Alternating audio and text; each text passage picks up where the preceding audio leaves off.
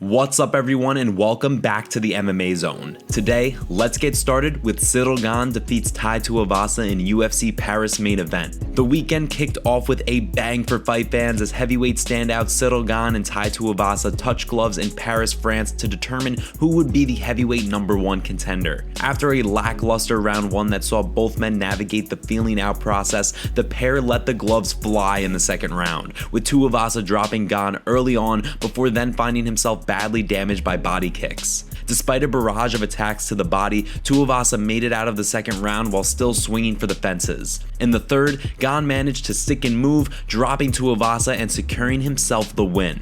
Following the fight, Gane made it clear that although he's willing to fight anyone, he wants the UFC Heavyweight Championship. With the win, he likely punched his ticket to another championship fight against former training partner Francis Ngannou.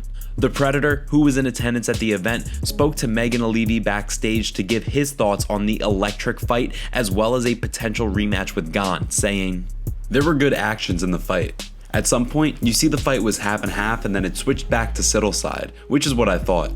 As far as distance, he's good at controlling that and he was able to apply that in the fight tonight. You can see the body shots and that's what got him the victory. It was just like strategic, technical type of fight." Ngannou remained non-committal in regards to when he will be returning to the octagon following knee surgery and in regards to who he wants to face when he steps back into the octagon. For Tuivasa, after becoming the first man to knock Gane down inside the octagon, his stock will almost certainly remain high despite the loss. Unfortunately for Tuivasa, the top-ranked heavyweight will need to regroup and return to the win column before finding himself in title contention once again. With the win over Tuivasa, do you want to see Gane fight for the belt once more? Give us your thoughts on who Ngannou should fight next in the comment section below. Kevin Holland arrested due to unpaid fines. It seems Kevin Holland's days as Batman are no more. After stopping numerous crimes over the course of the last several years, the UFC welterweight contender has now found himself on the wrong side of the law after being arrested this week. From stopping robberies to taking down active shooters inside of restaurants, Kevin Holland has earned somewhat of a mythical reputation since joining the UFC. Time and time again, fight fans have awoken to news of Holland once again taking the law into his own hands, earning himself the reputation of being somewhat of a vigilante. That all changed this week when Trailblazer was pulled over in Texas and subsequently arrested after it was discovered that he had several unpaid fines. He spoke to TMZ ahead of his upcoming fight with Daniel Rodriguez next weekend to discuss the situation, saying, I'm like, bro, I just literally stopped it like a shooting a week ago and y'all gonna book me for some tickets. That I can pay right now.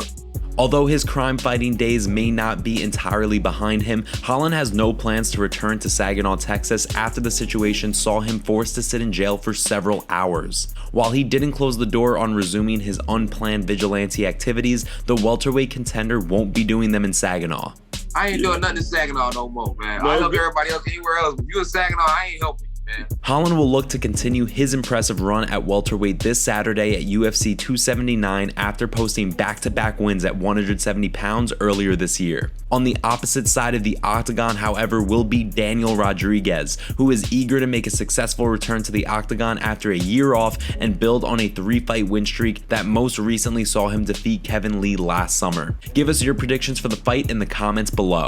Next up, Robert Whittaker's plan to touch UFC gold once again. In the co-main event of UFC Fight Night Paris this weekend, former middleweight kingpin Robert Whittaker took center stage against former title challenger Marvin Vettori. While Vettori garnered the brunt of the support from fans in the audience, it was the Reaper who emerged victorious after battering Vettori over the course of 3 rounds. Following the fight, many couldn't help but notice the unique position the former champion finds himself in. Despite losing to sitting champion Israel Adesanya twice, Whittaker has continued to dominate the middleweight division, putting on performances arguably more impressive than Adesanya when facing the same opponents. Following the successful defense of his #1 contender spot with this weekend's win over Vettori, Whittaker spoke to media members in attendance to unveil his plan to touch UFC gold once again.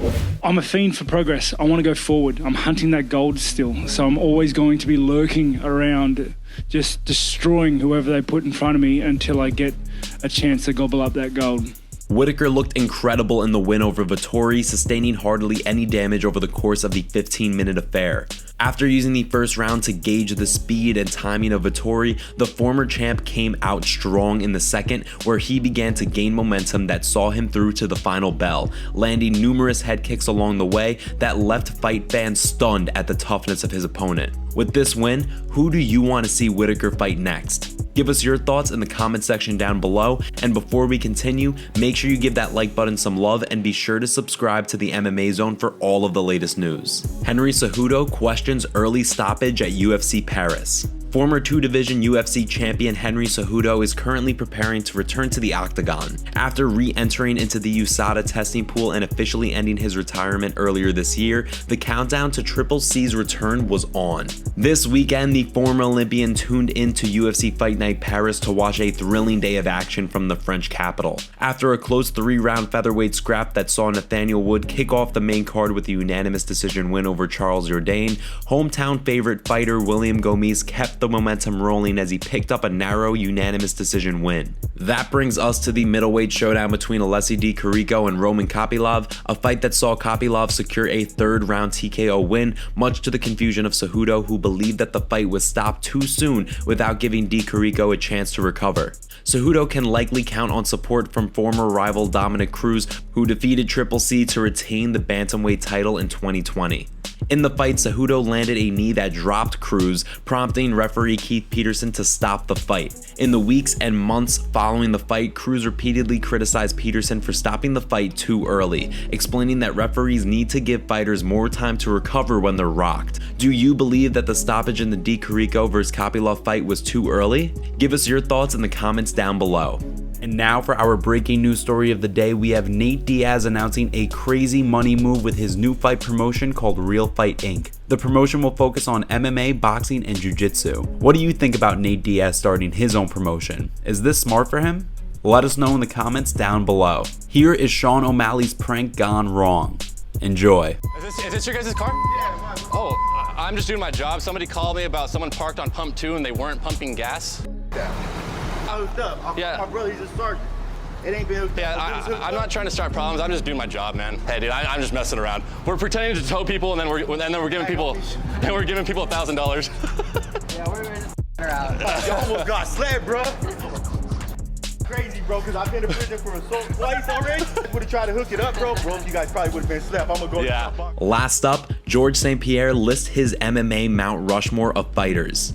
UFC Hall of Famer George St-Pierre was recently in France for the UFC's highly anticipated Paris card this weekend. Several days before the event, St-Pierre spoke to fans during a Q&A session where he was asked about his MMA Mount Rushmore. The former champ, who has always remained a student of numerous martial arts disciplines, gave an answer that will have fight fans talking and debating for years to come. I would put Royce Gracie because he did stuff in the beginning that nobody have ever done. I would have put, I will cheat because I have to put more than 4. I would put Amanda Nunes already, even though she has not retired yet because she's the best female fighter that ever lives, I believe. I would put Khabib because he had a perfect career, undefeated, an incredible career.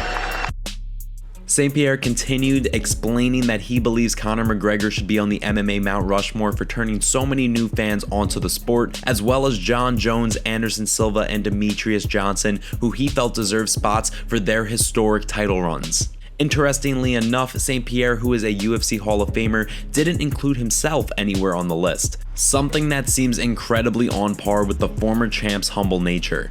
A 2-division champion who lost only twice over the course of his 15-year-long professional MMA career, GSP's historic 13-fight winning streak during his second title reign saw him defend the welterweight championship 9 times before retiring in 2013. After a 4-year-long hiatus, St-Pierre returned in 2017 where he defeated Michael Bisping to become the UFC middleweight champion and close the book on his legendary career. We want to hear from you. Who do you think belongs on the Mount Rushmore of MMA? Give us your picks down below. Thanks so much for joining us today. What do you make of what's going on in the fight world? Make sure to like this video and subscribe to the channel to stay up to date on all the latest news from the MMA Zone. See you next time.